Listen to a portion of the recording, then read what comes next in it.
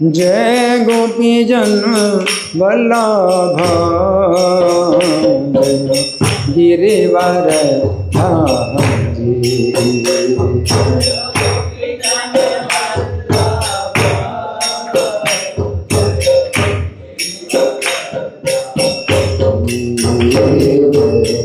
यशोदानंदन जय व्रज जन रंजन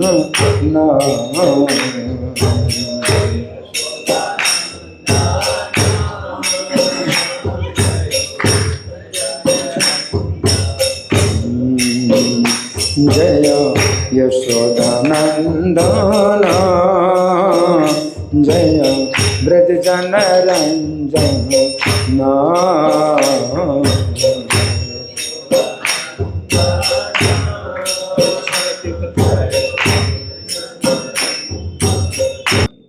धन्यवाद। अब मैं पूछ रहा हूँ कि हर संडे क्या गीता का श्लोक लिया जाता है, पढ़ाया जाता है और दोहराया जाता है? अच्छा, तो हम मेरे पीछे बोलिए, ओम नमो भगवते वासुदेवाय,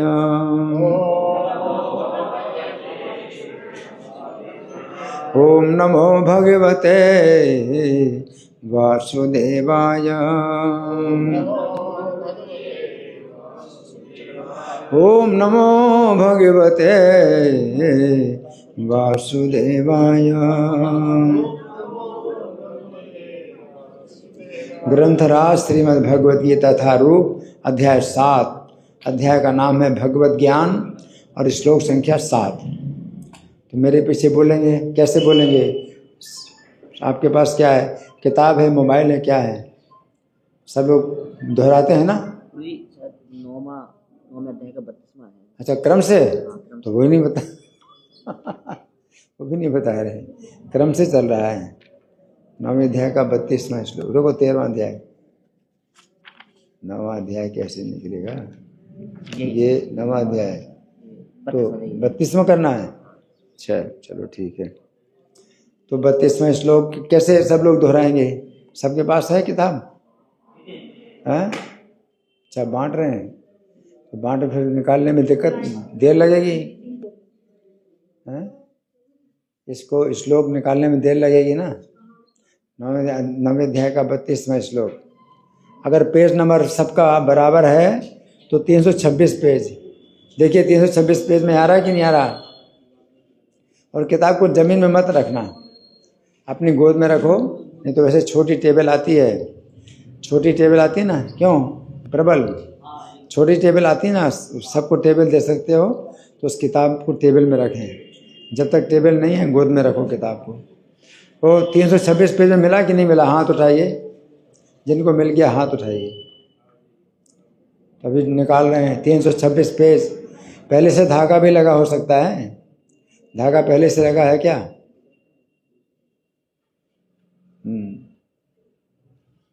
अच्छा, तो अब मेरे पीछे बोलिए, मामि पार्थ व्यपाश्रित्य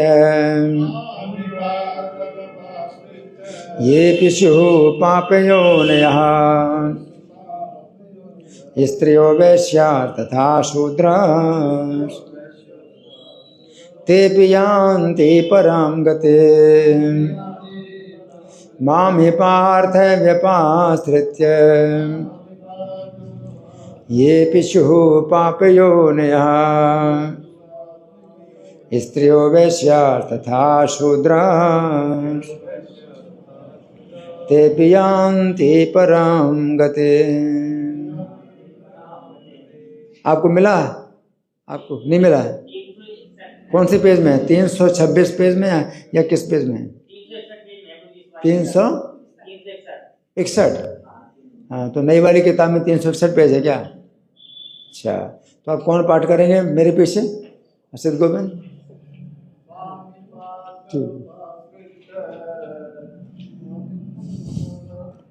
आप लोग दोहराते कि नहीं दोहराते? हरि बोल। दोहराते नहीं तो मतलब हो गया, शब्दार्थ बोले आप।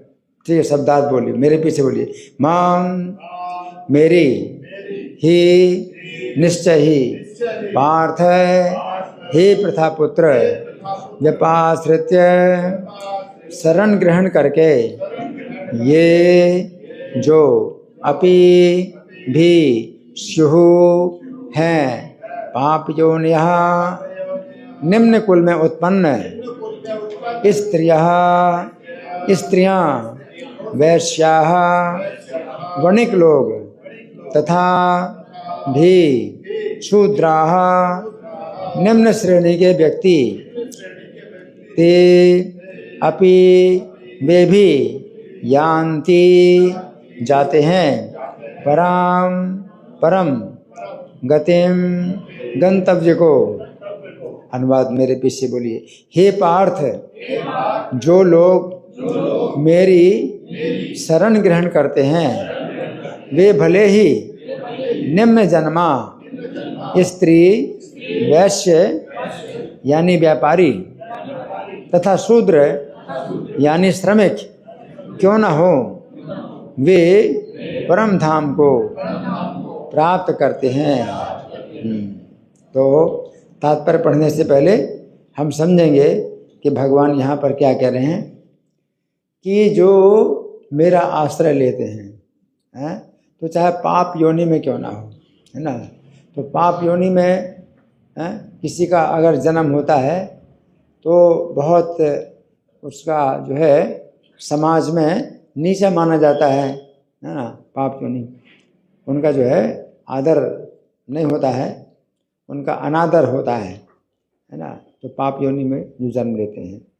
और फिर स्त्रियां भी समाज में ऐसी मानी जाती हैं कि भाई ये जो है निम्न है और इनको भी स्वतंत्रता नहीं होती है, अपने स्वतंत्रता से कोई कार्य नहीं करती।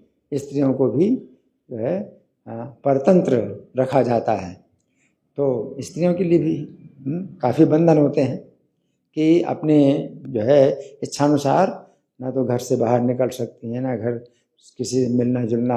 अब आजकल कलयुग का समय अलग है कि स्त्रियां हैं या लड़कियां हैं, ये स्वच्छंद होकर के मिलना जुलना होता है। तो ये तो बहुत पतित समाज है। नहीं तो जो गीता जिस समय भगवान बोल रहे हैं उस समय जो समाज की व्यवस्था, समाज की अवस्था बड़ी पवित्र थी।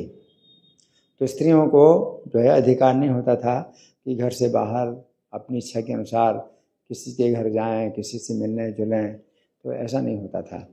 स्त्रियां भी निकलती थीं तो जो ऊंचे कुल की स्त्रियां होती थीं पालकी में बैठ कर के निकलती थीं, और पालकी भी इस प्रकार से बंद रहती थी कि वे पालकी के अंदर से, पर्दे के अंदर से किसी को चाहे तो देख सकें, लेकिन कोई उनको नहीं देख सकता।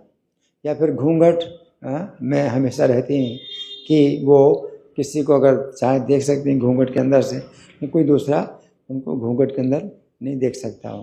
तो इस तरह से स्त्रियों के ऊपर बहुत प्रतिबंध थे। तो लेकिन भगवान कह रहे हैं कि इसमें कोई प्रतिबंध नहीं है। कोई भी स्त्री भी अगर भगवान का भजन करना चाहती है तो भगवान स्वीकार करते हैं, चाहे समाज उसको स्वीकार ना करे परंतु भगवान स्वीकार करते हैं, है ना। तो स्त्रियां भी जो है भगवान को जो है अगर स्वीकार करें, उनका भजन करना चाहें तो भगवान उनके भजन को स्वीकार करते हैं।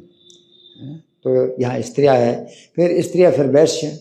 वैश्य लोग का मतलब है, अब वैश्य आजकल वैश्य नाम नहीं रहा, क्योंकि भारत के बाहर तो ये 4 वर्ण जो ब्राह्मण क्षत्रिय वैश्य शूद्र है वो तो होते ही नहीं, भारत के बाहर तो होते ही नहीं। तो वैश्य का यहाँ पर प्रभुपाद शब्दार्थ जो बता रहे हैं क्या है, व्यापारी। तो वैश्य का मतलब व्यापारी, या जो है किसान भी जो कृषि गोरक्षवाणी खेती करें या गाय पालन करें। तो 3 प्रकार के जो कार्य हैं जो करते हैं उनको वैश्य कहते हैं। तो वैश्य का नाम ना हो, जैसे हिंदू वैसे तो वैश्य का नाम ना हो, लेकिन तो भी अगर कोई व्यापारी है या जो है गऊ में पालता है, चराता है, और या फिर क्या है खेती करता है, तो वो वैश्य है। किसान, है ना।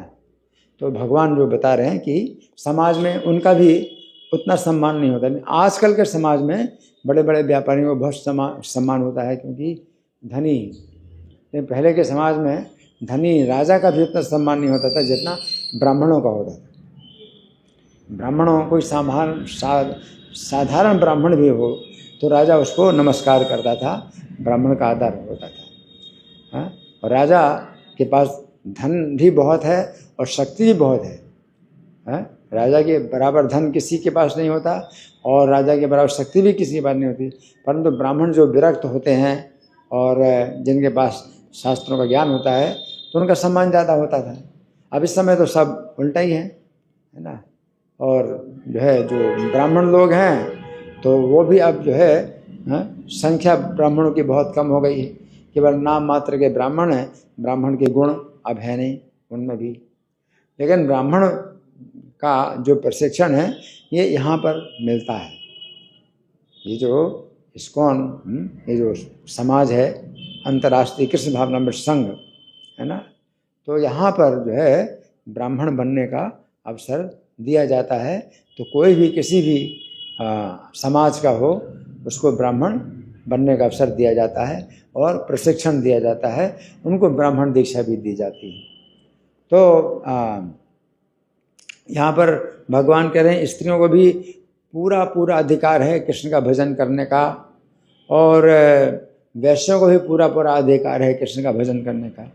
जबकि वैश्यों को अधिकार या क्षत्रियों को अधिकार नहीं होता ब्राह्मण के कार्य करने का। क्षत्रियों को, राजाओं को ब्राह्मणों के कार्य करने का अधिकार नहीं है, लेकिन कृष्ण का भजन करने का अधिकार जो है वैश्यों को भी है और स्त्रियों को भी है और शूद्रों को भी। शूद्र तो और ज़्यादा नीचे होते हैं, जो वैश्यों से भी ज़्यादा नीचे शूद्र होते हैं, परंतु शूद्रों को भी अधिकार है, जबकि ब्राह्मण बनने में अधिकार नहीं है शूद्रों को। या जो यज्ञ कराना है, यज्ञ करना है, शास्त्रों को पढ़ना है, शास्त्रों को पढ़ाना है, तो शूद्रों को अधिकार नहीं दिया जाता, परंतु फिर भी कृष्ण का भजन करने का अधिकार शूद्रों को भी दिया जाता है। और ये जो कार्यक्रम है, भगवत गीता का कार्यक्रम है, ये शिक्षा दी जाती है। तो कोई अशिक्षित व्यक्ति है तो उसको भी पूरा अधिकार है यहाँ क्लास में आने का, और जो अशिक्षित है उसको भी अधिकार है। शिक्षित अशिक्षित में कोई अंतर नहीं है ना। और आप जो है जो समाज में भी जो है आप किसी ब्राह्मण परिवार से आए हैं या शूद्र परिवार से आए हैं, भंगी और चमार या तेली या नाई, इसका कोई विचार नहीं होता। सबको जो है मतलब समान रूप से अधिकार, क्योंकि भगवान दे रहे हैं, इसलिए भगवत गीता में सबको अधिकार। भगवत गीता भगवान के मुख से निकला ग्रंथ है। जब भगवान ये कह रहे हैं कि अधिकार है तो भगवत गीता में सबका अधिकार है। वेदों में अधिकार नहीं है। वेदों में जो है ब्राह्मणों को भी अधिकार है, और ब्राह्मण की योग्यता जो है जब हो किसी के अंदर तब वेदों में अधिकार है। भगवत गीता में सबको अधिकार है। और कृष्ण का जो नाम है हरे कृष्ण महामंत्र है ना, इसका जप करने में सबको अधिकार है, पूरी दुनिया में सबको। और खुल करके बताया जाता है मंत्र, कोई मंत्र खुल करके नहीं बताया जाता, लेकिन ये हरे कृष्ण महामंत्र खुल करके बताया जाता है। और आप जोर जोर से बोलें और सबको बताएं, इसमें भी अधिकार है। दूसरे मंत्रों में अधिकार नहीं होता। अगर आपको दिया जाता है तो आपके कान में दिया जाता है मंत्र, और किसी दूसरे को आप नहीं बताएंगे तो उसकी शक्ति बढ़ेगी।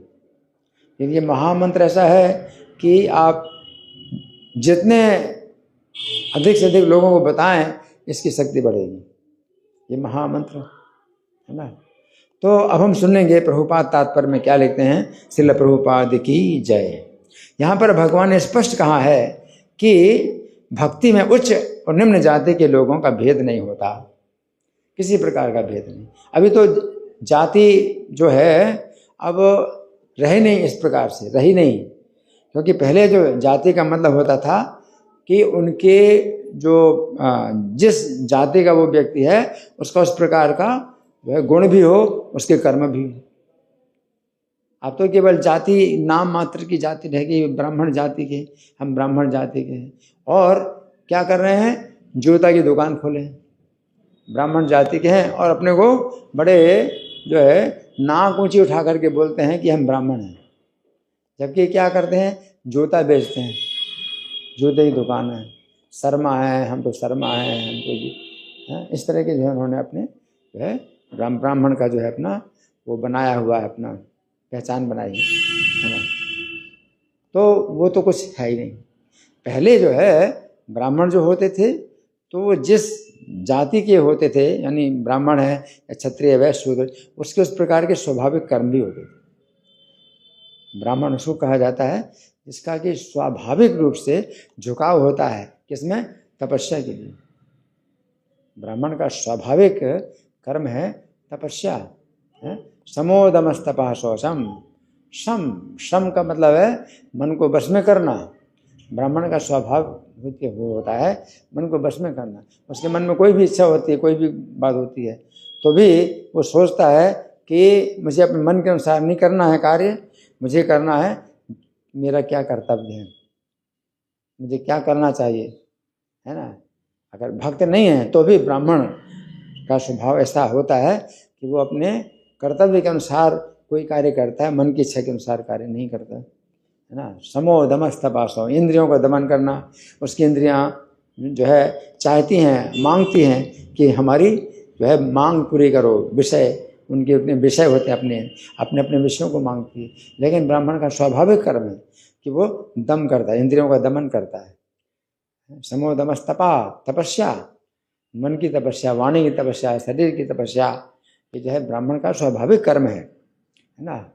तो फिर ये नहीं कि बलपूर्वक उसके ऊपर ये जो है कराया जाता है उसको, वो ब्राह्मण नहीं है। ब्राह्मण स्वभाव से, उसके स्वभाव में ऐसे जो है ये कर्म होते हैं। क्षत्रिय का स्वभाव है, अगर कहीं झगड़ा, लड़ाई झगड़ा हो तो लड़ाई झगड़ा में आगे घुस जाता है, उसको जो है कहा नहीं जाता है। लड़ाई झगड़ा कहीं भी हो तो लड़ाई झगड़ा में उसका उत्साह होता है ना। युद्धे चाप प्लायन, शौर्यम, शूरता, शूरता, उसके अंदर जो है अपनी शूरवीरता, शौर्यम तेजो, और तेज उसका अपना प्रभाव जताना लोगों के ऊपर, धृति, धैर्य, दक्षता, ये क्षत्रिय के स्वाभाविक कर्म है।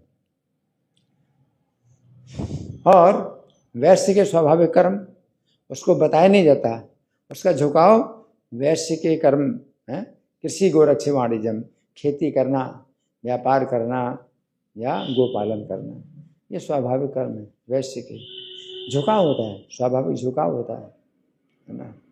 और शूद्र का स्वाभाविक झुकाव कहता है परिचर्यात्मक कर्म, जो भी सेवा का कार्य मिले तो कार्य करेगा, जो आदेश दिया जाता है उसके अनुसार कार्य करेगा, तो वो जो है शूद्र का स्वाभाविक कर्म है। तो जो यहाँ पर जो प्रभुपाद बताते हैं कि भक्ति में उच्च तथा निम्न जाति के लोगों का भेद नहीं होता। लेकिन भक्ति में चाहे कोई स्वभाव से किसी का जो है ब्राह्मण वर्ण है, या स्वभाव से क्षत्रिय है, स्वभाव से वैश्य है, स्वभाव से शूद्र है ना, लेकिन किसी में भी जो है मतलब ये भक्ति में कोई भेद नहीं है। प्रभुपाद बताते हैं कि भक्ति में किसी प्रकार का भेद नहीं है, ब्राह्मण, क्षत्रिय, वैश्य, शूद्र। आगे, भौतिक जीवन में ऐसा विभाजन होता है, किंतु भगवान के दिव्य भक्ति में लगे व्यक्ति पर ये लागू नहीं होता है। भौतिक जीवन में विभाजन होता है, मतलब क्या विभाजन, कि वो उसका स्वाभाविक कर्म देखा जाता है। तो जहाँ विभाजन है तो फिर ये भी विभाजन है कि अगर आप क्षत्रिय हैं तो क्षत्रिय का ही कर्म करो, ब्राह्मण का कर्म नहीं करना। जब तक कोई आपत्ति काल ना आ जाए, आपत्ति काल ना आ जाए तब तक आप क्षत्रिय हैं तो ब्राह्मण का कर्म नहीं कर सकते, है ना, आपको नहीं करना चाहिए।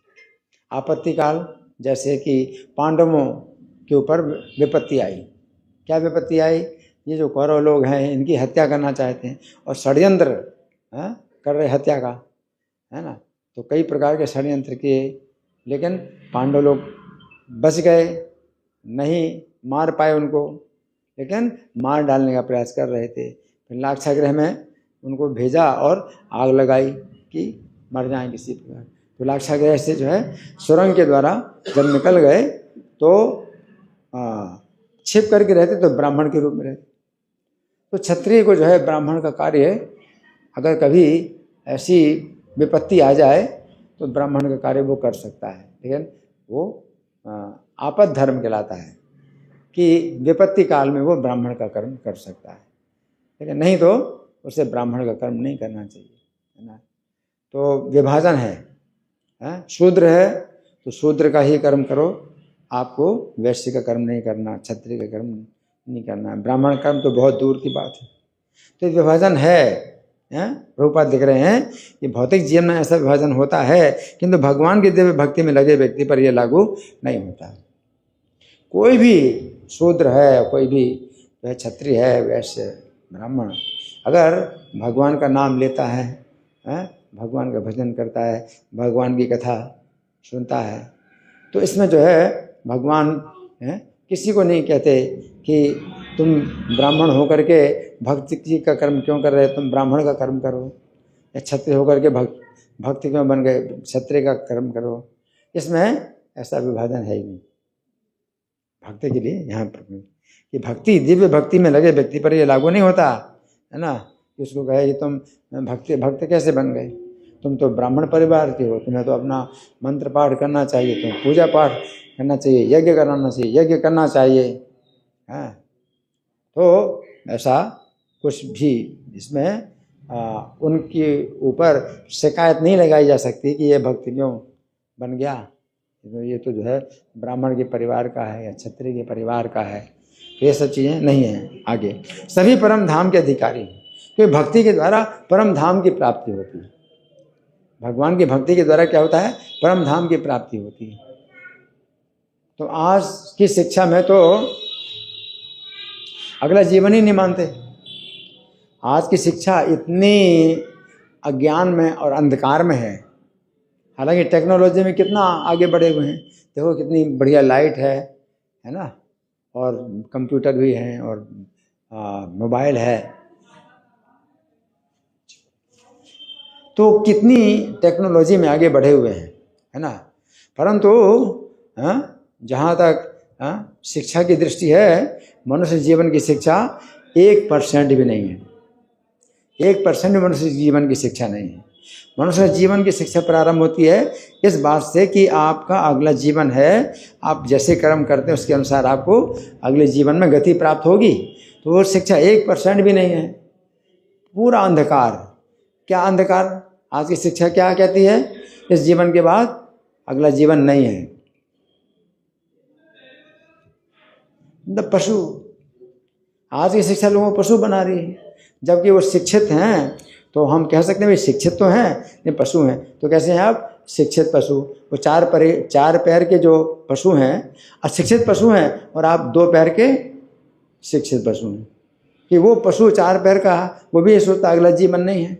प्रसिद्ध जीवन में जितना खाओ, सोओ, भोग कर लो, बस वही लाभ है इस जीवन का, और कुछ भी लाभ नहीं, अगला जीवन है ही नहीं, वो भी सोचता है। और आप शिक्षित 2 पैर के पशु है ना, वो भी आप अच्छा चाहते हो, अच्छा खाने और सोने का आप जो है मतलब के लिए पढ़ाई करते हो। आप शिक्षित हो गए तो अच्छा खाएंगे, अच्छा सोएंगे, तो भी उसमें कोई अंतर नहीं है। वो पशु जो है जो भी खा रहा है ज़मीन में गिरा हुआ, चाहे छिलका खा रहा है, कुछ चारा खा रहा है, घास खा रहा है ना, और भूसा खा रहा है, तो उसको उसमें उतना सुख मिल रहा है जितना सुख आप उसमें खा रहे हैं। रसगुल्ला और मलाई, आपके लिए रसगुल्ला मलाई, उसके लिए भूसा भी वो उतना ही आनंद देता है। और आप भूसा एक दाना भी भूसा का नहीं खा सकते, और भूसा खाने में उसको आनंद आ रहा है। तो आपने क्या, आपके शिक्षा का फायदा क्या है? आप शिक्षित पशु हैं, हाँ। और सोने का भी, वो सड़क में बैठा हुआ सो रहा है ना, आप अच्छे से बिस्तरों में भी सो नहीं पा रहे हैं, है ना। खाना, सोना, भोग करना, और भोग करने में भी स्त्री पुरुष के संबंध है उनके जो है बिल्कुल मुक्त हैं, बिल्कुल, हाँ, उन्मुक्त यौन संबंध, जबकि आप लोगों के लिए बड़े बंधन है ना। भोग करना, सुरक्षा करना, सुरक्षा, आप अपनी सुरक्षा कर रहे हैं, वो अपनी सुरक्षा कर रहे हैं, तो कई बार तो उनकी रक्षा हो जाती है और आपकी रक्षा नहीं होती। इतनी सुरक्षा के बावजूद भी हत्या हो जाती है, जबकि पशु जो है अपना सड़क में घूम रहा है, उसकी कोई। तो खाना, सोना, सुरक्षा करना, भोग करना, इस मामले में आपने शिक्षा प्राप्त की कि बहुत अच्छा आपको ये सब कार्य करेंगे, लेकिन पशुओं से आगे आप हैं ही नहीं। है कोरोना में कोई पशु नहीं मरा, और जबकि मनुष्यों की कितना विनाश हुआ। तो मतलब कहने का ये आज की शिक्षा केवल इसीलिए है, इसी जीवन में आपको बढ़िया खाओ, सो, सुरक्षा करो, वो करो, और पशु जो है वो पहले से ही वो काम कर रहे हैं, है ना, और उनको कोई शिक्षा नहीं मिल रही, है ना। तो ये जो है मतलब यहाँ परम धाम, अब कौन परम धाम जाता है, आज की शिक्षा कुछ नहीं बता, लेकिन सबसे ज़्यादा आवश्यक और सबसे ज़्यादा जो सच्ची जो बात है वो क्या है, अगला जीवन है, अगला जीवन है। और आप नहीं मानते तो आप कहेंगे हम नहीं मानते तो हमारे लिए नहीं है। ऐसा कुछ नहीं है कि आप नहीं मानते, आप नहीं मानते, आप नहीं जानते हैं तो आपका अगला जीवन नहीं होगा, ऐसा कुछ नहीं है ना। अब जितने भी पशु हैं, पक्षी हैं, ये मनुष्य योनि से ही मतलब गए हैं पशु जीवन में, उनको कुछ भी पता नहीं। आप नहीं मानना चाहते, नहीं जानना चाहते हैं तो आप मनुष्य का जीवन भी नहीं पाएंगे, क्योंकि मनुष्य का जीवन इसलिए मिला है कि आप जानो, उसको मानो। आप नहीं मानना चाहते, नहीं जानना चाहते अगले जीवन के बारे में, नहीं, हम तो बहुत पढ़े लिखे हैं और पढ़ाई लिखाई में, स्कूल में, कॉलेज में, यूनिवर्सिटी में यही बताया गया है कि अगला जीवन नहीं है, तो मनुष्य जीवन नहीं प्राप्त करेंगे। तो इस जीवन में भी आप पशु हैं और अगले कई जन्मों तक आप जो है पशु, पक्षी और अन्य योनियों में जाएंगे, आपको मनुष्य का जीवन नहीं मिलेगा। आज की शिक्षा का ये पुरस्कार है, आज की शिक्षा का ये क्या है, लाभ है। क्या अगला जीवन मनुष्य का नहीं मिलेगा? क्यों? आप बहुत बड़े शिक्षित हैं, हम नहीं मानते, तो पिछड़े लोग हैं वो मानते हैं अगला जीवन को। कितना इसका जो है मतलब क्या है, दुर्गति है ना। तो यहाँ पर प्रभुपाद लिख रहे हैं कि सभी परम धाम कहते हैं, भक्ति करोगे तो परम धाम, तो सबसे अच्छी गति है। आप भक्ति करके आप परम धाम जाएंगे, सबसे अच्छी गति है, और नहीं तो सब दुर्गति है। अगर आप परम धाम नहीं जाते हैं तो दुर्गति है, चाहे स्वर्ग जाओ, अच्छे कर्म करते हैं तो स्वर्ग जाते हैं, तो स्वर्ग जाते हैं तो वहाँ पुण्य छीन करके फिर वापस आएंगे। तो सिर नीचे और पैर ऊपर, इस प्रकार से स्वर्ग से गिराया जाता है ना। तो स्वर्ग से गिर करके फिर जो है मर्त्य लोक में आप आएंगे। तो ये जो है स्वर्ग की प्राप्ति भी जो है कोई लाभ नहीं है, अगर दूर दृष्टि से देखा जाए तो कोई लाभ नहीं है, क्योंकि आज स्वर्ग में आप चले गए तो बड़ा सुख आपको मिल रहा है। ये जितने सुख मिल रहे हैं आपके पुण्यों के ही खर्चे से हो रहे हैं, और पुण्य आपके खर्च हो रहे हैं और नया पुण्य होता नहीं आपका। तो पुण्य जैसे क्षीण होंगे आप गिरेंगे। तो क्या आप चाहते हो कि आपको बहुत बड़े महल की छत में चढ़ा दिया जाए और वहाँ से फिर आपको गिराया जाए? उससे अच्छा कि ना जाएं, उससे अच्छा है कि आप ऊपर ना जाएं, स्वर्ग में ना जाएं, वो ज़्यादा अच्छा है कि फिर आप गिरेंगे, और गिरेंगे तो बुरी चोट लगेगी, है ना। तो वो स्वर्ग जो है वो रहने के लायक है ही नहीं, बिल्कुल, है ना।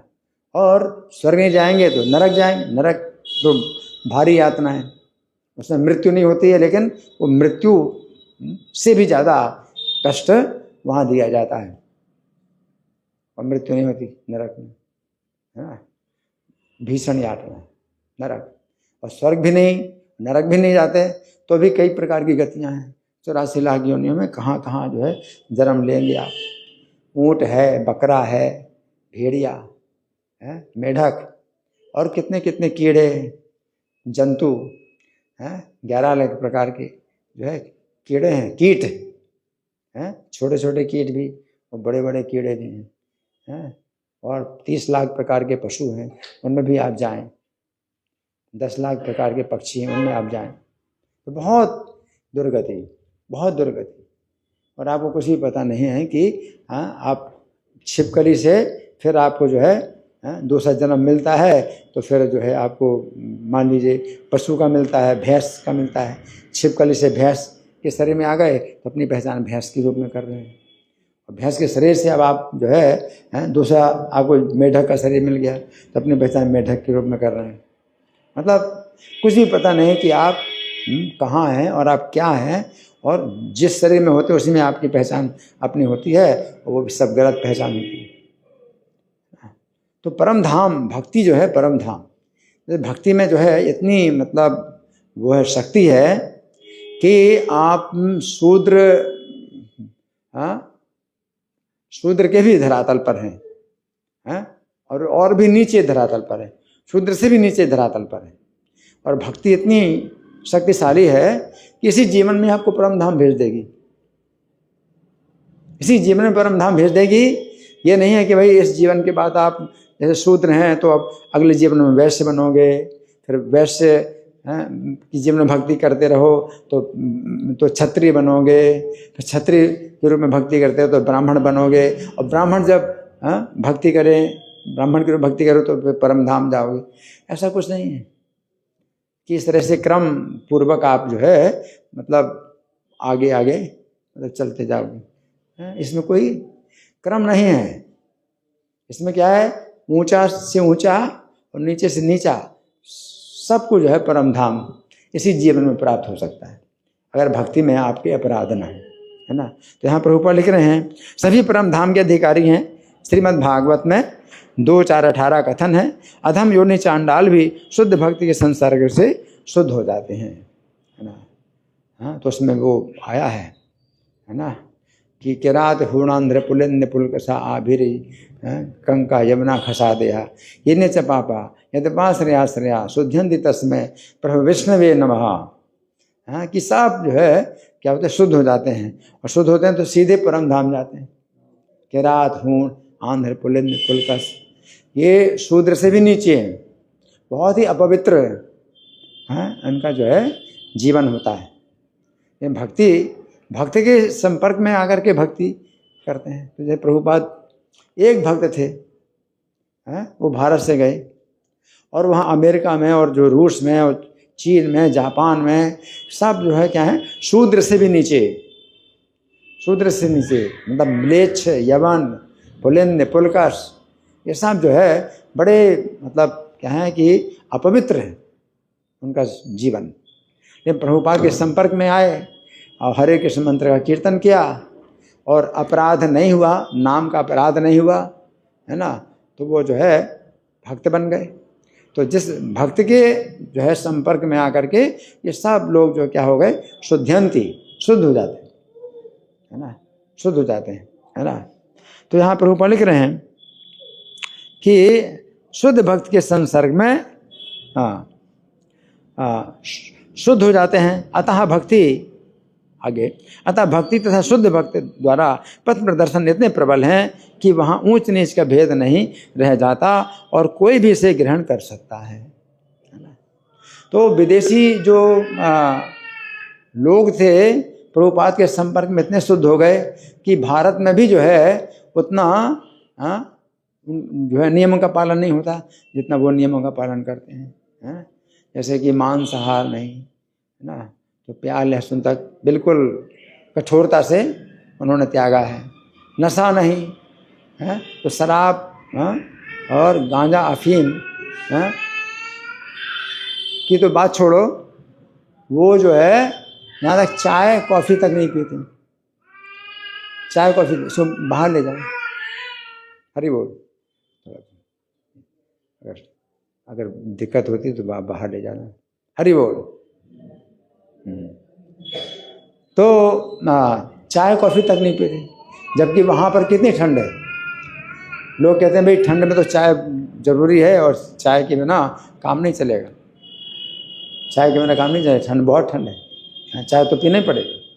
वहाँ तो कितनी ठंड है, यहाँ से 10 गुनी ठंड है कितनी, लेकिन वहाँ चाय बिल्कुल कठोरता से उन्होंने त्याग दिया, है ना। तो फिर और जो दूसरे नशे हैं शराब वगैरह जो है तो बहुत दूर की बात है। चाय तक बिल्कुल कठोरता से छोड़ा हुआ है। उनको आप 1000 रुपये दोगे तो भी चाय नहीं पिएंगे। कि आप 1000 रुपये ले लो चाय, है ना। और जो है अवैध संबंध, विवाह के बाहर के संबंध, बिल्कुल किसी प्रकार से भी विवाह के बाहर के संबंध नहीं होते। कठोरता से वो जो है व्यभिचार को छोड़ दिया। यहाँ तक कि सिनेमा जाने के लिए वो तैयार नहीं। जो सामान्य सिनेमा होते हैं तो वो भी जो है एक प्रकार से व्यभिचार का ही जो है एक वो है प्रोत्साहन मिलता है। तो वो सिनेमा तक देखने के लिए तैयार नहीं। लोग कहते हैं भाई क्लबों में जाना, सिनेमा देखना, इसके बिना तो जीवन में कोई सुख ही नहीं। तो वो जो है मतलब इतने मतलब कठोरता से गर्लफ्रेंड और बॉयफ्रेंड ये इनसे बिल्कुल दूर रहते हैं, इतने दूर रहते हैं। तो विदेशी लोग तो ऐसे सोचते हैं भाई गर्लफ्रेंड बॉयफ्रेंड अगर नहीं बनाया तो फिर जीवन में फिर क्या सुख है ना। और उनको मतलब बहुत नफरत करते हैं कि भाई ये गर्लफ्रेंड और बॉयफ्रेंड नहीं बनाते हैं, ये लोग तो मतलब बिल्कुल गए गुजरे हैं, किसी काम के नहीं सोचते हैं। अगर वहाँ के लोग ऐसे भी हैं कि अगर शराब भी नहीं पीते और मांसाहार नहीं करते, शराब मांसाहार नहीं करते, तो आपको फिर जीवन में कोई जो है सुख नहीं है। आप जो है बिल्कुल आपका जीवन बिल्कुल बेकार है, इसमें कोई सुख नहीं है, कोई स्वाद नहीं है, बिल्कुल फीका है, नीरस है। वो तो ऐसा सोचते हैं, है ना। तो विदेशों में इतना जो है भक्ति के प्रभाव से शुद्ध हुए लोग कि इतनी कल्पना नहीं कर सकते लोग, इतनी कल्पना नहीं कर सकते लोग कि इतना भी कोई व्यक्ति शुद्ध हो सकता है जो पैदा हुआ इसी में, शराब में, मांसाहार, व्यभिचार, जुआ, नशा में ही पैदा हुए, उसी में ही मतलब वो इतने शुद्ध हो गए जैसे कीचड़ में खिला कमल। कीचड़ में पैदा हुआ कमल और उसमें कीचड़ 1% भी नहीं, इतने मतलब वो उसी में ही शुद्ध हो गए तो भक्ति की शक्ति से। तो यहाँ प्रभुपाद लिख रहे हैं कि इतने शुद्ध हो जाते हैं भक्ति और शुद्ध भक्त के द्वारा पथ प्रदर्शन इतने प्रबल हैं। एक तो भक्ति और दूसरा भक्त का संगति। तो ये दोनों इतने प्रबल हैं कि ऊंच नीच का भेद नहीं रह जाता और कोई भी इसे ग्रहण कर सकता है। इसमें क्या है, ऊंच नीच का कोई भेद नहीं है ना, बहुत बड़ी सुविधा है। और दूसरा क्या है, सब कोई इसे ग्रहण कर सकता है। आगे, शुद्ध भक्त की शरण ग्रहण करके सामान्य से सामान्य व्यक्ति शुद्ध हो सकता है। कोई व्यक्ति शुद्ध, अगर शुद्ध भक्ति शरण ग्रहण करे तो शुद्ध हो सकता है, सामान्य से सामान्य व्यक्ति भी। सामान्य व्यक्ति, एक असामान्य लोग होते हैं, वो कैसे होते हैं, जो द्वेष करते हैं भक्तों से, तो वो कैसे हैं, द्वेषी, है ना। तो ये उनके लिए नहीं, हम जो है सबको बुलाते हैं, सामान्य व्यक्ति को बुलाते हैं, है ना। लेकिन जो द्वेष करने वाले होते हैं तो उनसे हमें दूरी बनानी पड़ती है। मान लो कोई व्यक्ति यहाँ आकर के चिल्लाने लगे, गाली देने लगे, तो हम क्या करेंगे, उसको निकालना ही पड़ेगा। और चाहे इसमें हमें सिक्योरिटी की सहायता लेनी पड़े, पुलिस की सहायता लेनी पड़े, हम उसको निकालेंगे, दूर करेंगे, है ना। तो सामान्य व्यक्तियों को हम लेते हैं। सामान्य व्यक्ति के अंदर जो ईर्ष्या नहीं है लेकिन अज्ञानी है, उसको पता नहीं है लेकिन वो ईर्ष्या भी नहीं करता, तो उसको हम जो है शिक्षा दे सकते हैं। लेकिन जो व्यक्ति जो है ईर्ष्या करता है और सीखना नहीं चाहता है, वो कहता है मैं ज़्यादा सीखा हुआ हूँ, तुम मुझे क्या सिखाओगे, है ना। तो ऐसा जो ईर्ष्यालु व्यक्ति होता है तो उसको हम जो है दूर रखते हैं, उनके लिए ये कार्यक्रम नहीं है, है ना। तो यहाँ प्रभुपाद लिख रहे हैं सामान्य से सामान्य व्यक्ति शुद्ध हो सकता है। आगे, प्रकृति के विभिन्न गुणों के अनुसार मनुष्यों को सात्विक यानी ब्राह्मण, रजोगुणी क्षत्रिय तथा तामसी यानी वैश्य और शूद्र कहा जाता है। 3 गुणों में। इनसे भी निम्न पुरुष चांडाल कहलाते हैं और वे पापी कुलों में जन्म लेते हैं। सामान्य रूप से उच्च कुल वाले इन निम्न कुल में जन्म लेने वालों की संगति नहीं करते। वही बता रहे हैं। सामान्य रूप से जो ब्राह्मण कुल का है व्यक्ति, अपने कुल का जो है वो विशेष महत्व समझता है ना। और ये शूद्र कुल के हैं तो वो थोड़ा दूरी बना के रखेंगे ब्राह्मण की कुल का, है ना। तो यहाँ का है की संगति नहीं करते, किंतु भक्ति योग इतना प्रबल होता है कि भगवत भक्त समस्त निम्न कुल वाले व्यक्तियों को जीवन की परम सिद्धि प्राप्त करा सकते हैं। जहाँ तक भक्ति के क्षेत्र में है तो आप इतने उन्नति कर सकते हैं कि ब्राह्मणों से भी ऊपर जा सकते हैं। जैसे हमारे जो है भगवान चैतन्य के संप्रदाय में नाम के आचार्य कौन है? हम लोग रोज बोलते हैं जयकारा में, नामाचार्य हरिदास ठाकुर। हरिदास ठाकुर को नाम का आचार्य भगवान चैतन्य ने बनाया। भगवान साक्षात जो इसके पिता हैं, संकीर्तन आंदोलन के पिता हैं, जो पूरे दुनिया में फैल रहा है संकीर्तन आंदोलन, उसके पिता हैं, सबसे बड़े अधिकारी हैं। जो करना चाहिए, जो नहीं करना चाहिए, पूरा निर्णय उनके द्वारा होता है। वो चैतन्य महाप्रभु ने एक जो है मुसलमान को नाम का आचार्य बनाया, नामाचार्य हरिदास ठाकुर जी। कभी नहीं हम सोचते भाई वो मुसलमान कुल में पैदा हुए तो फिर हमें तो कुछ सोचना चाहिए, ये भी तो सोचना चाहिए भाई। अब आप बहुत बड़े भक्त बन गए, फिर भी ये भी तो सोचना चाहिए कि आप किस परिवार में पैदा हुए। नहीं सोचना है। सोचोगे तो और नुकसान, आपका ही नुकसान होगा, आपका अपराध बनेगा।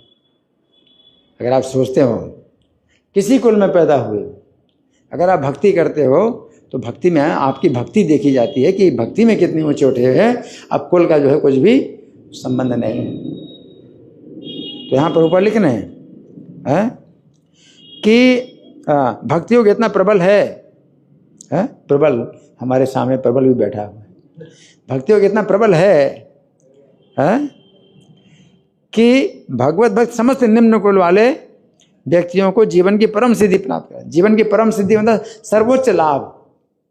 जो निम्न कुल में पैदा हुए हैं उनको भी जीवन का सर्वोच्च लाभ प्राप्त करा सकते हैं। इससे बड़ा लाभ कुछ नहीं हो सकता कि भाई ब्राह्मण है तो उसको जो है ज़्यादा भक्ति में ज़्यादा नंबर मिलेंगे, और जो है जो शूद्र है मुसलमान परिवार में पैदा हुए तो उसको कम नंबर मिलेंगे।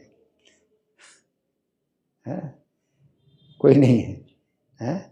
जैसे कि पढ़ाई लिखाई में भी होता है, चाहे ब्राह्मण हो, चाहे क्षत्रिय, चाहे वैश्य हो, डॉक्टर बन गया तो डॉक्टर बन गया, वो डॉक्टर है। अब थोड़ी कि भाई ये ब्राह्मण डॉक्टर है या क्षत्रिय डॉक्टर है या शूद्र डॉक्टर है, क्या होता है? ऐसा नहीं होता। डॉक्टर डॉक्टर है, उसको डॉक्टरेट की डिग्री मिली है ना, वकील है, तो अब थोड़ी देखते भाई ब्राह्मण है या क्षत्रिय। इसी प्रकार से भक्ति में भी जो है ये कुछ नहीं होता है कि भाई ये ब्राह्मण है या क्षत्रिय है, वैश्य, शूद्र, क्या है ना। जीवन का सर्वोच्च लाभ प्राप्त हो। अगर आप भक्ति में जो है आप अपराध नहीं करते हैं, भक्तों का अपराध नहीं करते, 6 प्रकार के अपराध वैष्णवों का अपराध नहीं करते हो, तो आप भक्ति में जो है क्या है, कोई फिर रोक टोक नहीं है। आप कितने ऊपर उठेंगे, कितने ऊपर जाएंगे, है ना। तो यहाँ पर प्रभुपाद लिख रहे हैं कि निम्न कुल वाले व्यक्तियों को भी जीवन की परम सिद्धि प्राप्त करा सकते हैं। ये तभी संभव है जब कोई श्री कृष्ण की शरण में जाए। तो यहाँ शर्त क्या है? कृष्ण की शरण में जाना, है ना। आगे जैसा कि विपाश्रित शब्द से सूचित है कि व्यक्ति को पूर्णतया कृष्ण की शरण ग्रहण करनी चाहिए, तब वो बड़े से बड़े ज्ञानी और योगी से भी महान बन सकता है। बड़े बड़े ज्ञानी हैं तो जो है केवल शास्त्रों का ही अभ्यास कर रहे हैं, और जो बड़े बड़े योगी हैं वो योग अभ्यास में लगे हुए हैं, है ना। लेकिन जो भगवान का भक्त है तो वो जो है उनसे भी आगे निकल जाता है, क्योंकि भगवान सबसे बड़े ज्ञानी, भगवान से बढ़कर के ज्ञान किसी के पास नहीं हो सकता, और भगवान उसको ज्ञान देते हैं। भगवान की भक्ति की है तो भगवान कहते हैं उसको मैं ज्ञान देता हूँ, है ना।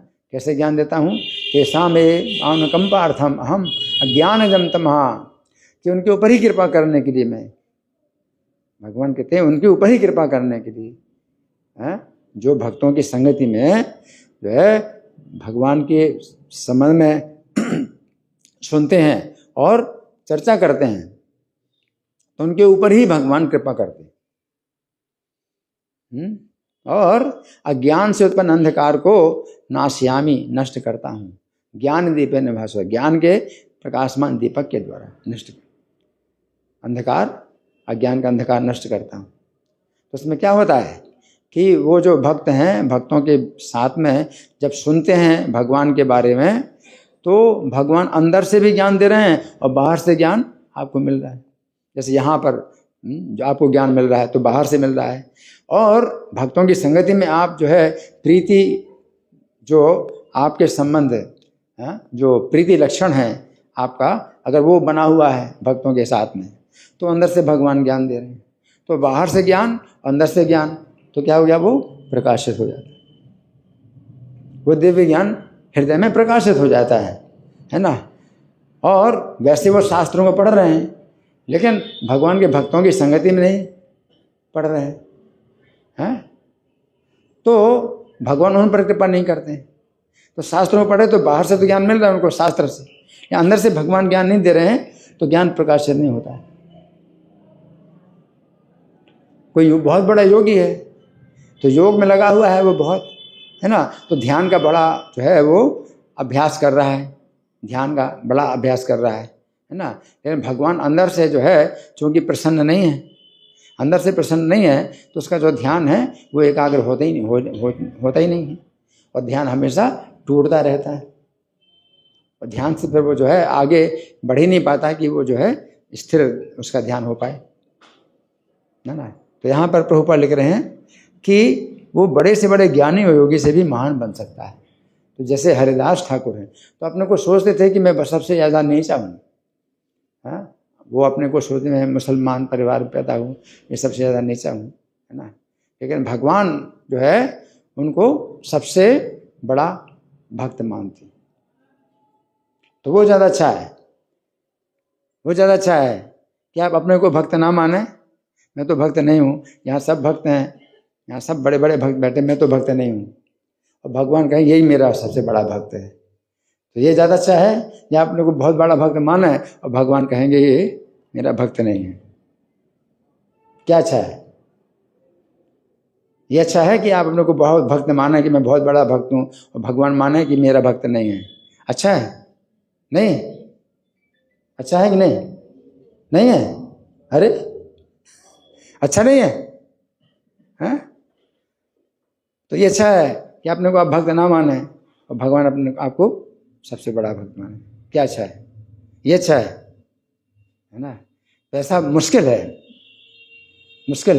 ना, क्योंकि अहंकार, घमंड ये रजोगुण से पैदा होते हैं। रजोगुण से अहंकार, घमंड से पैदा होते हैं, बड़ा मुश्किल होता है ना। लेकिन उनके लिए आसान सरल हो जाता है। जैसे अगर नीचे कुल में पैदा हुआ कोई, तो उसके अंदर ये भावना होगी भी मैं नीचा हूँ, तो भक्ति में उसके लिए वो ज़्यादा सहायक है। ये भावना उसके लिए भावना भक्ति में बड़े सहायक है, क्योंकि उसको तिरस्कार मिलता है सबके द्वारा, और सोचता है कि मैं तो सबसे ज़्यादा नीचा हूँ।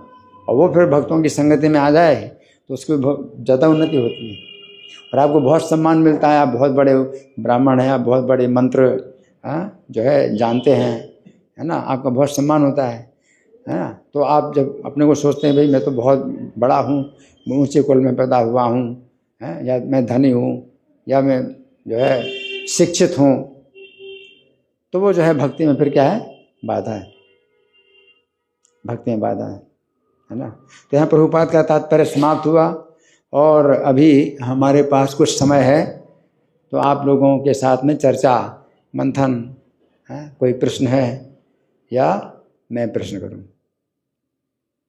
आप लोगों की ओर से? मैं प्रश्न करूं? ठीक है, तो मैं प्रश्न कर रहा हूं। कोई प्रश्न नहीं कर रहे हैं तो मैं प्रश्न कर रहा हूं।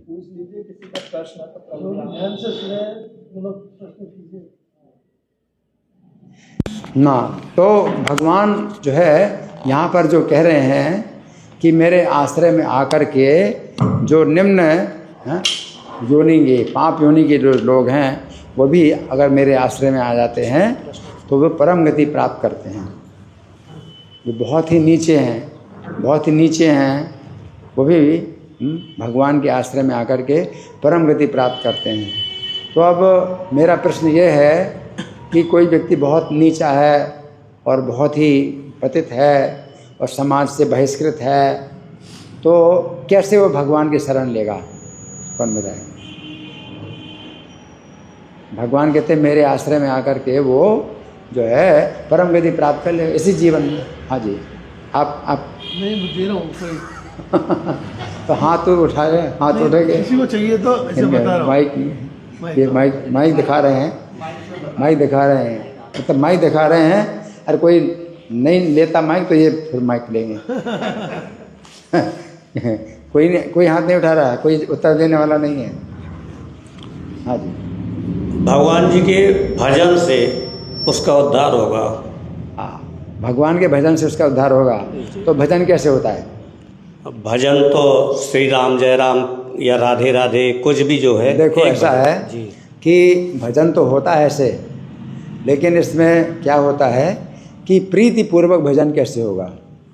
यहाँ पर जो है विशेष बात है कि प्रीति पूर्वक भजन करना और भक्तों की संगति। जी ठीक है ना जी। भक्तों की संगति में अगर आप नहीं करते हैं तो फिर जो है आपका जो नाम है तो है आपको शुद्ध तो कर रहा है, लेकिन फिर नाम के जो अपराध होते हैं उससे फिर क्या है कि बाधा है। ठीक है ना। तो भक्तों की संगति में है विशेष रूप से हम जो है भक्तों के, और देखिए विदेशों में आप सोचिए, विदेशों में ऐसे लोग हैं जो कि भक्त नहीं हैं और उन्हें कुछ पता ही भी नहीं है, और कोई कहे भाई आप बोलो श्री राम जय जय राम, तो कहेंगे हम क्यों बोलें, वो नहीं बोलने, तो उनका कैसे उद्धार होगा, कैसे उद्धार होगा है? और कैसे उद्धार हुआ, कैसे उद्धार हुआ कौन बताएगा? विदेशों में वैष्णव की कृपा से। वैष्णव, और वो कौन से वैष्णव? प्रभुपाद। है ना। तो क्या है कि हृदय में भगवान सबके बैठे हैं, सबके हृदय में भगवान बैठे हैं, है ना। और वो देख रहे हैं कि इस जीव की क्या इच्छा है। सबके हृदय में भगवान बैठे हैं और देख रहे हैं कि इस जीव की क्या इच्छा है ना। अगर वो जीव चाहता है कि मुझे सही दिशा मिले, कि मेरे दुखों का हमेशा के लिए अंत हो जाए, अगर वो ये चाहता है कि संसार में मैं जितना सुखी होने का प्रयास कर रहा हूँ उतना मुझे दुख मिल रहा है, तो भगवान ये चाहते हैं कि आप जो है अपने से ही इस बात को सोचिए कि इस संसार में आप सुखी नहीं हैं, और आप सुखी बनने का जितना प्रयास करते हैं उतना आप दुखी हो रहे हैं। तो सबसे पहले तो आपको सोचना होगा अपने हृदय में है कि आप जो है इस संसार में आप कष्ट भोग रहे हैं, और आप सोचिए कि मुझे कौन सी दिशा में चलना है कि मैं कष्टों से छूट जाऊं, दुखों से छूट जाऊं, है ना। तो भगवान किसी भक्त से मिला देते। जो विदेशों में जो थे हिप्पी लोग थे, अमेरिका में हिप्पी लोग थे, हिप्पियों का एक आंदोलन चला, हिप्पी आंदोलन चल रहा था उस समय। तो वे हिप्पी लोग जो है शांति चाहते थे, उनको अशांति मिल रही थी और वो शांति चाहते थे, और शांति पाने के लिए उन्होंने बड़े बड़े अपने धन संपत्ति और घरों को भी छोड़ दिया, अपने जीवन की सुख सुविधाओं को सब छोड़ दिया, हाँ, शांति पाने के। पढ़े लिखे भी थे, धनी भी थे, ये सब छोड़ दिया शांति पाने के। अब शांति पाने के लिए तो छोड़ दिया, लेकिन शांति पाने के लिए वो प्रयास कर रहे थे, लेकिन वो कहाँ ढूंढ रहे थे शांति? व्यभिचार, मांसाहार, जुआ, नशा, वो ढूंढ रहे थे गलत जगह पर, लेकिन चाहते क्या थे? शांति मिले। तो भगवान जो है उनके हृदय में जो है उनकी भावना का भगवान ने आदर किया कि शांति तो ढूंढ रहे हैं, गलत जगह पर ढूंढ रहे हैं जहाँ शांति नहीं है, गलत जगह ढूंढ रहे हैं, चाहते तो शांति है। तो प्रभुपाद को भेज दिया, प्रभुपाद को भेज दिया, और उन्होंने जब उनको सिखाया है कि तुम शांति पाना चाहते हो, है ना, तुम जो है नशे में तुमको शांति मिलती है, लेकिन वो नशा क्या है कि वो टिकता तो नहीं है, फिर आप नशा उतर जाता है, तो मैं तुमको एक ऐसा नशा दूंगा जो उतरेगा नहीं। तो बोले अजय तो हम चाहते हैं, प्रभुपाद ने ये हरे कृष्ण मंत्र का जो नशा है ये कभी नहीं उतरेगा, इसका जाकर इसका कीर्तन कर। तो इस तरह से प्रभुपाद ने कहा कि तुम्हें शांति चाहिए, तो नशे में तुमको शांति मिलती है, लेकिन वो शांति क्या होती है, फिर चली जाती है। नशा उतरता है तो आपकी फिर शांति चली जाती है। तो हम आपको एक ऐसा नशा देंगे कि वो नशा नहीं उतरेगा तो आपको वो वास्तविक शांति, स्थायी शांति। तो इस तरह से जो है मतलब वो चूँकि शांति ढूंढ रहे थे, गलत जगह पर ढूंढ रहे थे, लेकिन भगवान हृदय में देख रहे हैं कि भावना इनकी क्या है, शांति पाने, इच्छा तो शांति पाने की। तो भगवान जो है उनको गाइडेंस देते हैं। तो कहीं भी आप हैं और किसी भी जो है पद पर हैं, ऊंचे से ऊंचे पद पर हैं, लेकिन अब आपको जो है लगता है कि नहीं जो है आप संतुष्ट नहीं हैं, आपने बहुत बड़ा पद पा लिया है, चाहे प्रधानमंत्री का पद पा लिया है, चाहे बहुत बड़ा जो है आप बन गए, ऊंचे पद में आ गए, और आप महसूस करते हैं कि आप संतुष्ट नहीं हैं, तो फिर भगवान जो है आपको किसी भक्त से मिला देते हैं। या तो भक्त आपके पास आ जाता है या आप उससे मिलते हैं, तो जो है मिलन भगवान कराते हैं। और आप जो है अपने को धोखा देना चाहते हैं। क्या धोखा देना चाहते हैं कि मैं जो है बड़ा हूँ, मैं अपने को बड़ा समझूँ और मैं ईश्वर मैं हूँ और सब लोग मुझे ईश्वर समझें, तो आप धोखा देना चाहते हैं, तो धोखेबाज से मिला देते हैं।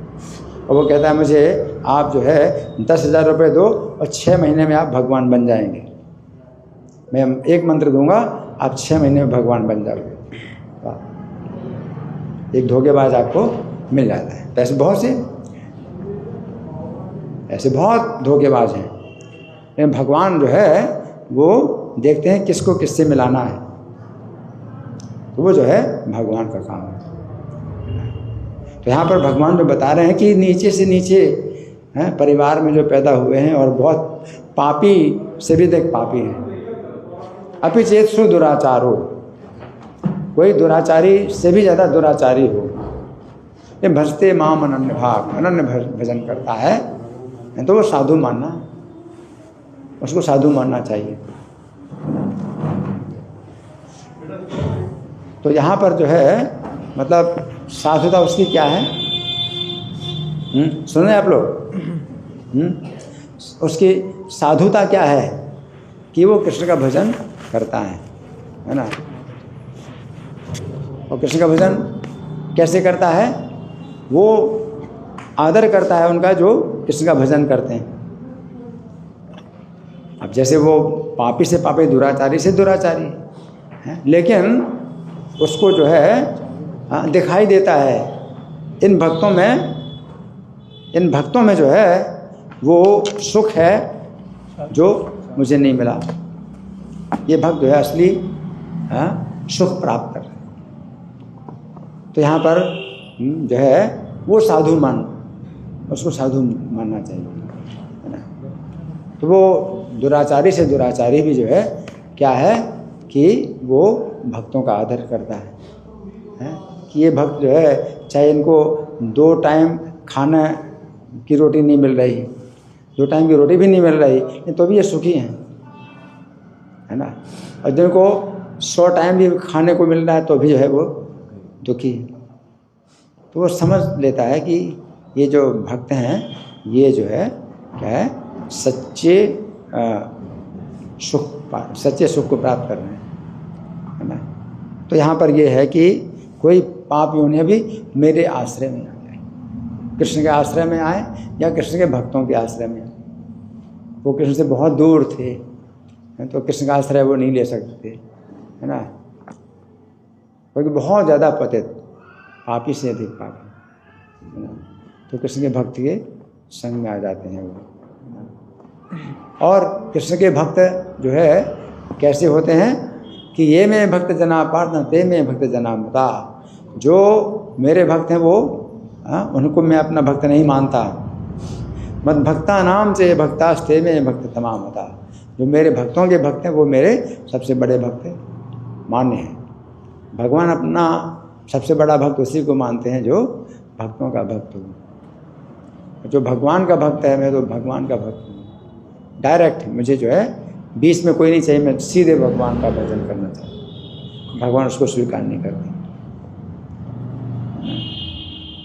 अब प्रभुपाद जो है अपनी पूजा कराते थे, प्रभुपाद अपनी पूजा कराते थे, रोज़ प्रभुपाद की पूजा होती थी, है ना।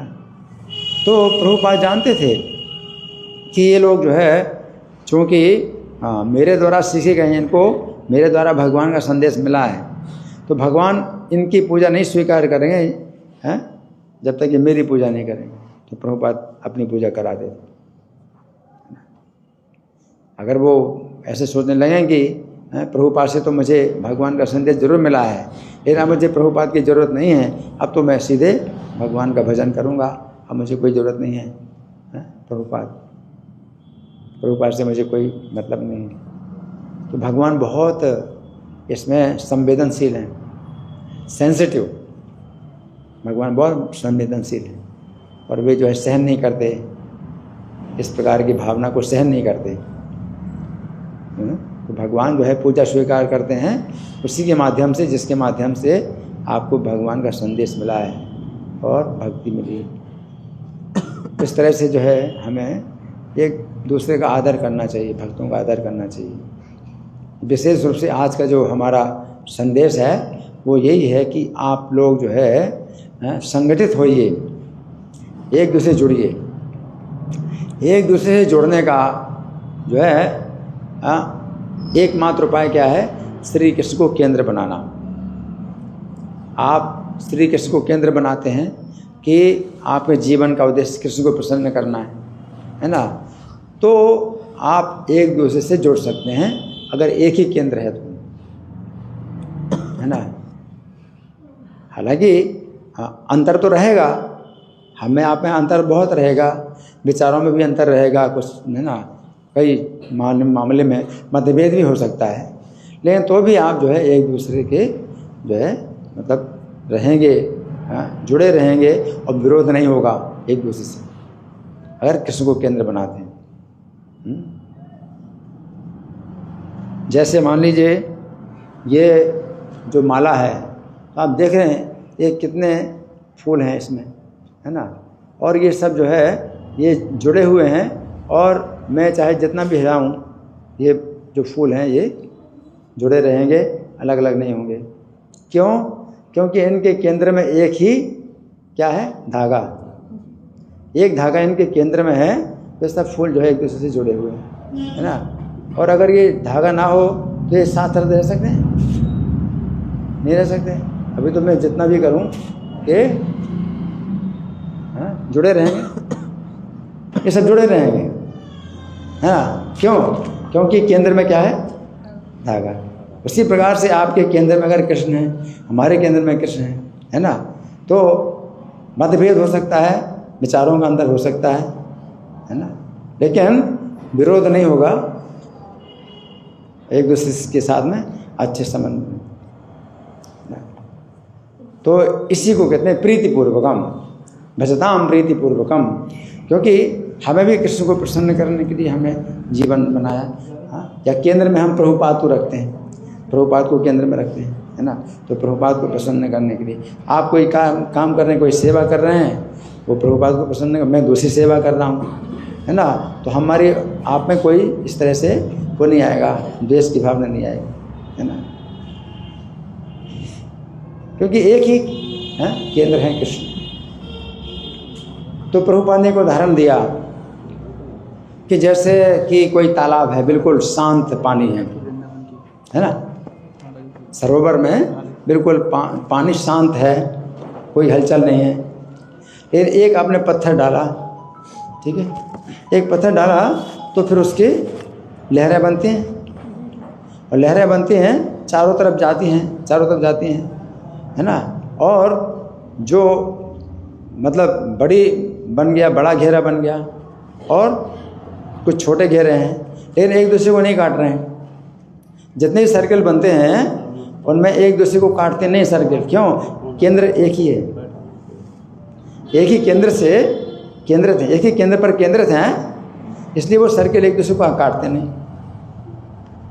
तो इसी प्रकार से आपका सर्कल अलग है और हमारा सर्किल अलग है, लेकिन केंद्र अगर एक ही है तो हमारा सर्किल आपके सर्किल को नहीं काटेगा,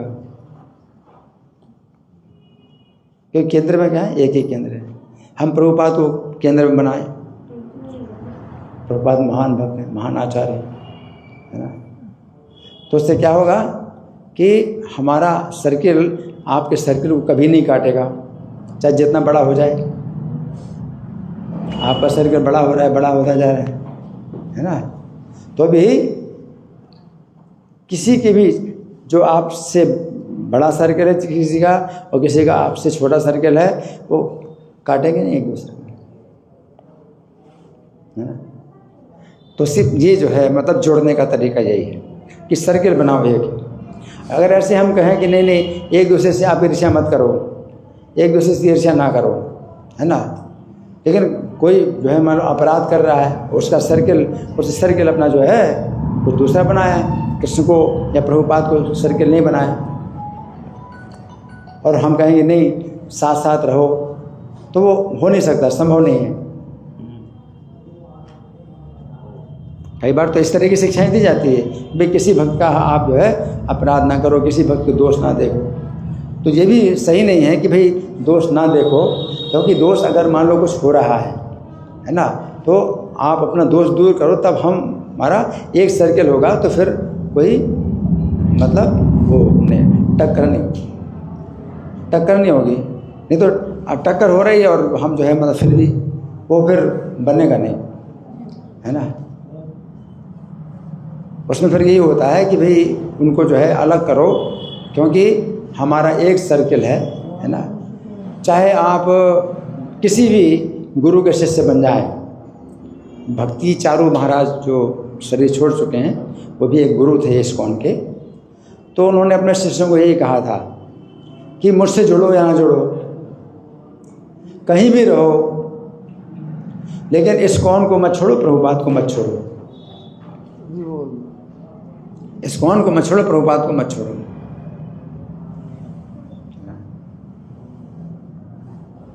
तो उनका ये कहना था। तो मतलब हमें बहुत मतलब ये शिक्षा मिलती, बहुत बड़ी शिक्षा मिलती है। अगर आप भक्तों से द्वेष करते हैं तो फिर जो है ये हो नहीं सकता है कि आप भक्तों से द्वेष करते हैं और फिर भी मेरे आपके साथ अच्छे संबंध बने रहेंगे। तो भक्तों से द्वेष करते हैं आप और मैं आपसे अगर अच्छे संबंध बनाता तो मुझे भी वो दोष लगता है। इसलिए बहुत जोर दिया जाता है कि आप सब लोग जो है एक केंद्र बना करके चलो, है ना। अगर मान लीजिए कि कोई भक्त है आप लोगों के बीच में और वो जो है ज़्यादा उसमें समय लगा रहा है और अध्ययन कर रहा है और सेवा कर रहा है ना, तो आप उसका आदर करो, आप उसका आदर करो, है ना। और कोई बहुत नीच है, बहुत पतित है, समाज में उसका जो है बड़ा जो है नीचा स्थान है, बहिष्कृत है ना, लेकिन अगर वो आ रहा है आपके बीच में और भक्त बनना चाहता है तो आप उसको आदर करो, उसकी भावना का आदर करो। वो भक्त बनना चाहिए। तो कोई जो है अगर इसमें जितना समर्पित होता है इस कार्यक्रम में, तो वो जो है आप सबके आदर का पात्र है। वो फिर ये नहीं सोचना कि भाई हम तो सीनियर हैं, वो जूनियर हैं, तो हमसे आगे कैसे बढ़ गया, ये नहीं सोचना। ठीक है, और कोई प्रश्न है जी? हरे कृष्णा। तो मैं कुछ बताना चाहता हूँ महोभाव से, जो जितने भी लोग यहाँ पर आज आए हैं उनका बहुत बहुत धन्यवाद। तो कुछ आज तो प्रभु जी ने जो मतलब विशेष प्रवचन में जो उपदेश दिया, तो सबको मिलकर रहना है, आपस में द्वेष नहीं करना है। तो प्रभु जी बताते हैं हमेशा उदाहरण कि ये एक ऐसा परिवार है, ये एक ऐसा घर है जिसकी दीवारें नहीं हैं। मतलब हमारे घर की कुछ दीवारें होती है ना, उस तरह से यहाँ पे कोई दीवार नहीं होती है।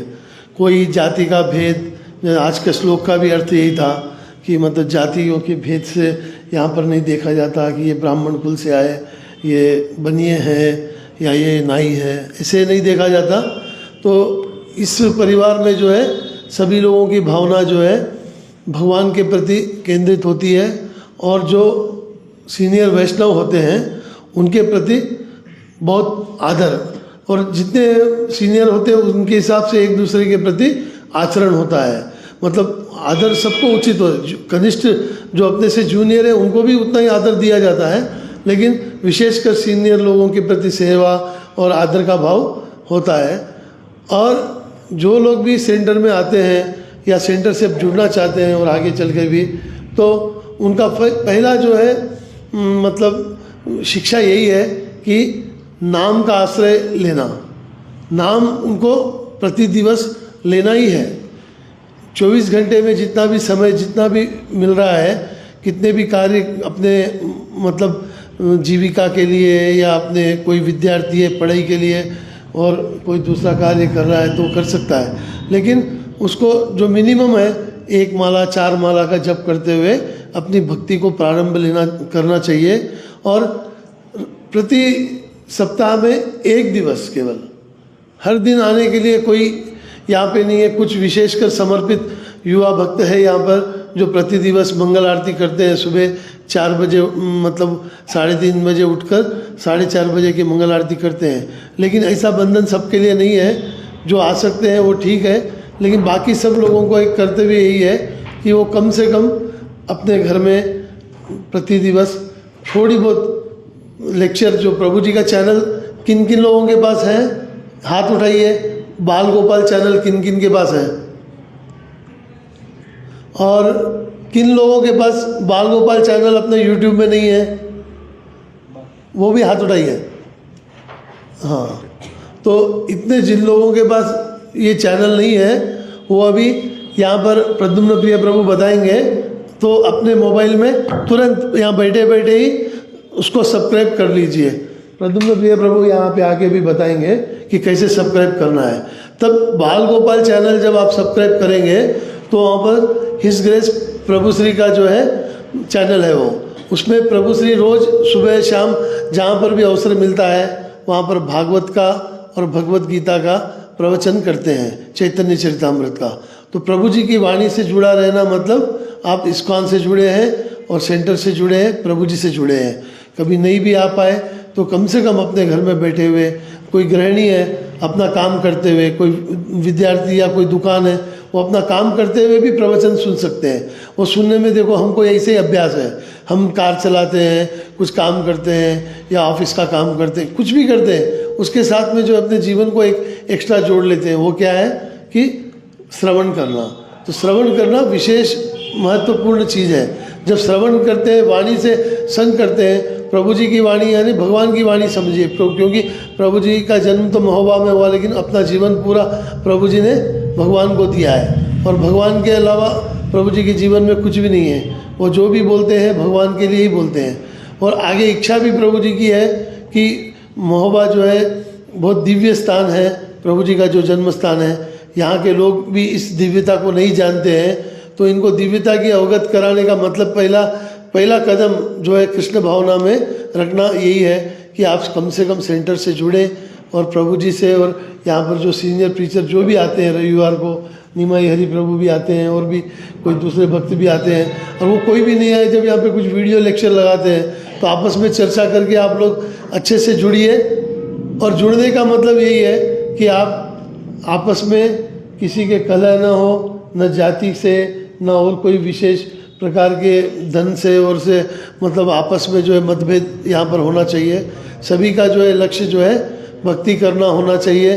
प्रति दिवस नाम जप करने का नियम और श्रवण करने का, बाल गोपाल चैनल आप सब्सक्राइब कर लीजिए।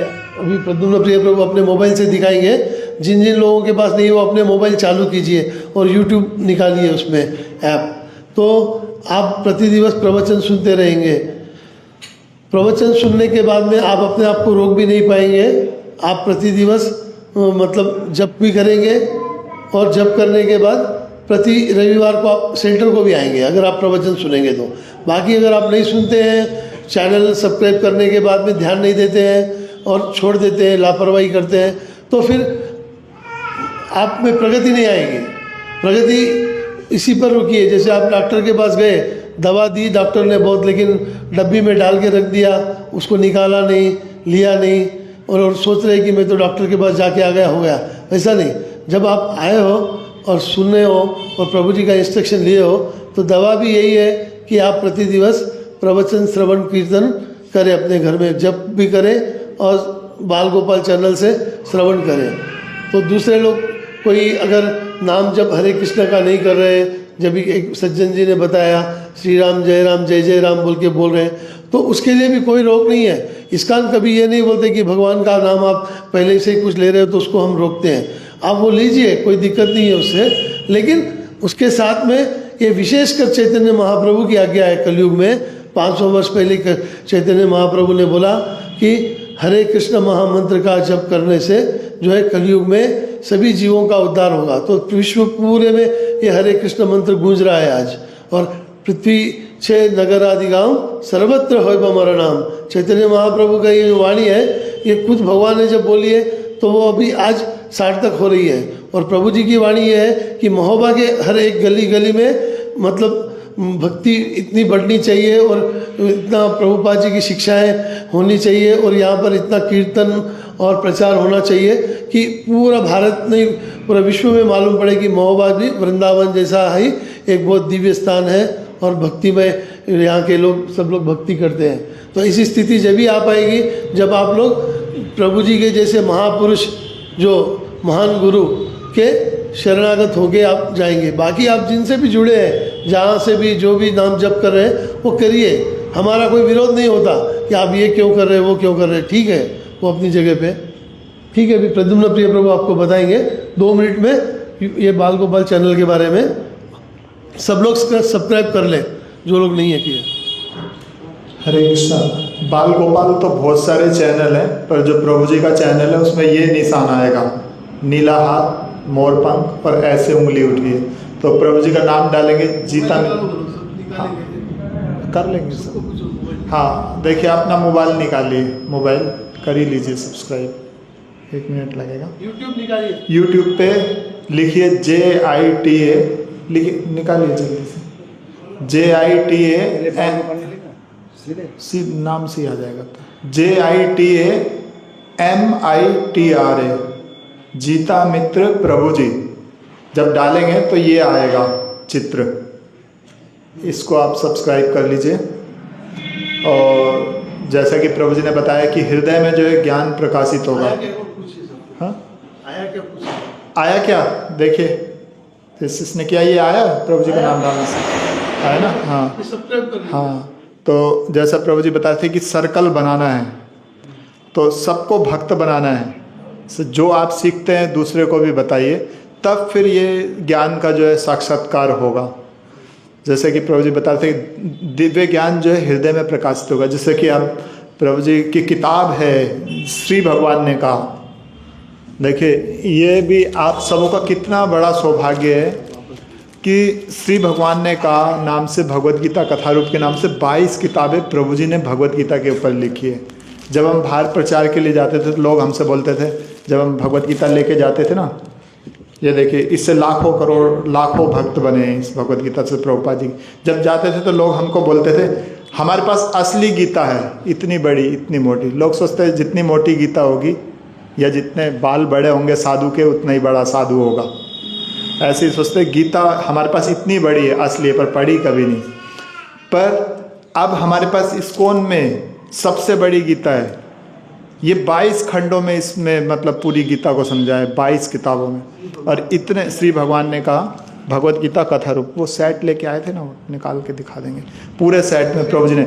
ये कितना बड़ा सौभाग्य कि महोबा के जो संत हैं प्रभु जी, जो कि सब कुछ छोड़ के एकदम चले गए थे, इस्कॉन में पूरा समर्पित हो गए थे, पूरे अच्छी भावना से उन्होंने दिन रात एक करके सेवा की।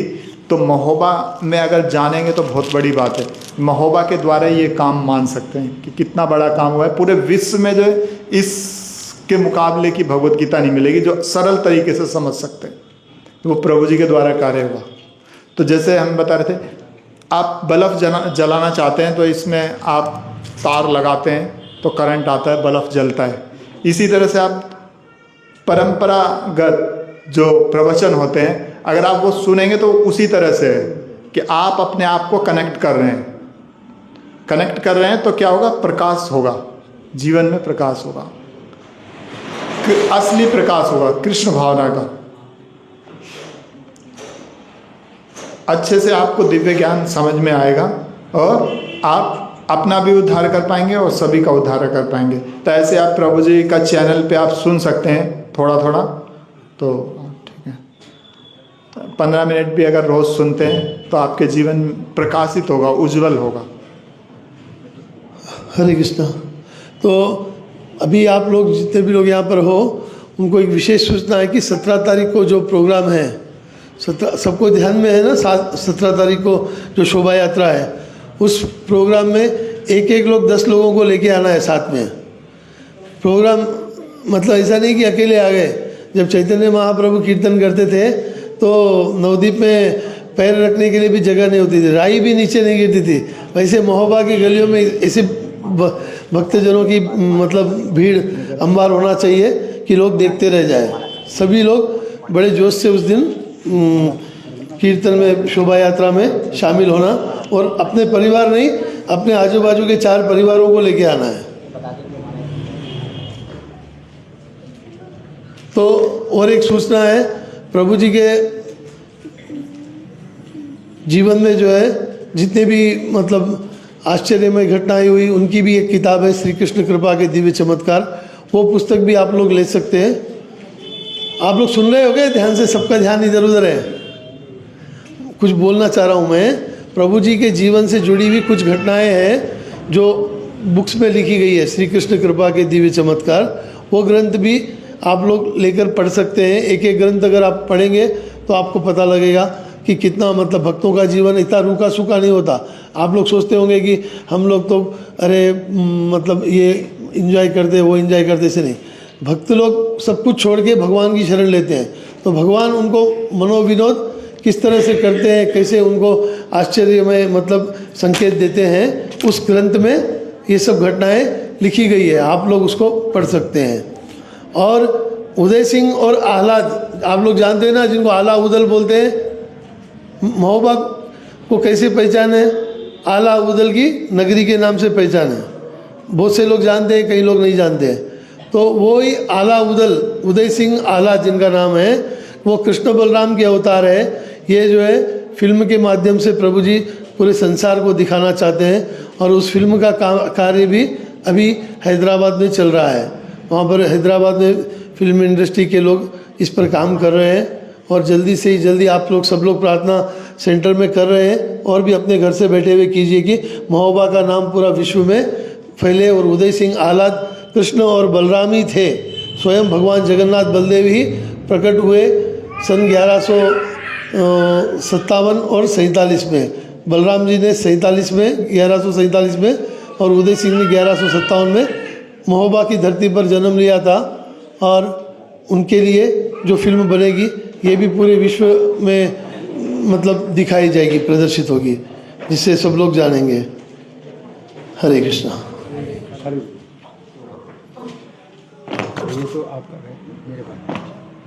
तो अभी एक माला हम लोग जब करेंगे, जो पर्चा आपको दिया गया है इसमें चित्र बनाया गया है कि कैसे माला को पकड़ना है।